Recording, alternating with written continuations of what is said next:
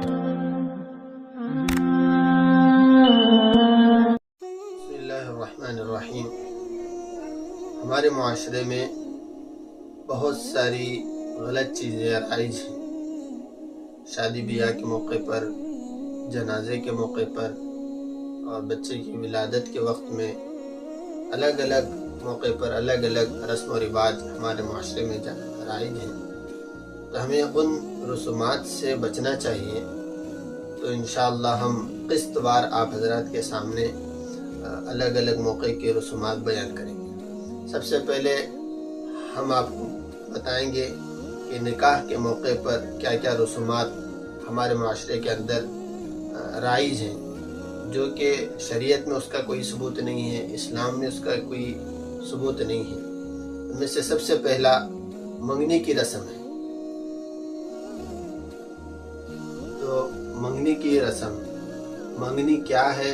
منگنی کے واسطے دعوتیں ہو رہی ہیں اور اس کے اندر طرح طرح کے خرافات ہیں، اور مستقل اس کے لیے سامان لیے جاتے ہیں، جیسے کاجو، منقہ، کھوپرا اور گوڑ اور نہ جانے کی اتنی ساری چیزیں، اسے لینا ضروری سمجھا جاتا ہے۔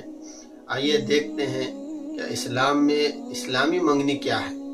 تو اس کے لیے میں آپ حضرات کے خدمت میں میرے استاد حضرت مولانا مفتی سعید احمد صاحب پالن پوری رحمۃ اللہ علیہ کی ایک کتاب ہے اسلامی منگنی۔ اس کے صفحہ نمبر 11 میں حضرت تحریر فرماتے ہیں: سوال، شریعت میں منگنی کسے کہتے ہیں؟ منگنی کیسی ہونی چاہیے؟ اب ہمارے علاقے میں منگنیاں بھی شادیوں جیسی ہونے لگی ہیں۔ بڑی بڑی دعوتیں ہوتی ہیں، مردوں اور خواتین کی حاضری ہوتی ہے، اس کا کیا حکم ہے؟ الجواب، عربی زبان میں منگنی کے لیے لفظ خطبہ استعمال ہوتا ہے، جو مخاطبت اور خطاب سے مشتق ہے۔ بہرحال حضرت نے یہاں اس کی لغوی تحقیق کی ہے۔ آگے حضرت فرماتے ہیں: حاصل این کے ایک فریق کی جانب سے، یعنی چند لوگوں کی طرف سے، دوسرے فریق کے سامنے، دوسرے لوگوں کے سامنے، دوسری جماعت کے سامنے نکاح کی تجویز رکھے جانے کو منگنی کہا جاتا ہے۔ جب فریق ثانی اس تجویز کو منظور کر لیتا ہے تو منگنی کا عمل مکمل ہو جاتا ہے۔ از روئے شرع اس کی حیثیت ایک وعدے کی ہے، یعنی منگنی ایک وعدہ ہے، کسی عذر شرعی کے بغیر اسے توڑنا گناہ ہے۔ حضور صلی اللہ علیہ وسلم کے عہد مبارک میں جیسے نکاح میں سادگی تھی، ویسے ہی منگنی میں بھی سادگی تھی، اور تب منگنی حقیقی معنوں میں منگنی تھی، کسی نوع کا لین دین یا رسم و رواج کی پابندی نہیں تھی۔ اس سے قبل ایک جواب میں تحریر کر چکا ہوں کہ حضرت عمر رضی اللہ عنہ نے اپنی صاحبزادی حضرت حفصہ رضی اللہ عنہا کی بیوگی اور اختتام عدت کے بعد حضرت عثمان رضی اللہ عنہ اور حضرت ابو بکر رضی اللہ عنہ کے سامنے ان کے نکاح کی تجویز رکھی تھی۔ اس میں کسی رسم کی پابندی نہیں تھی۔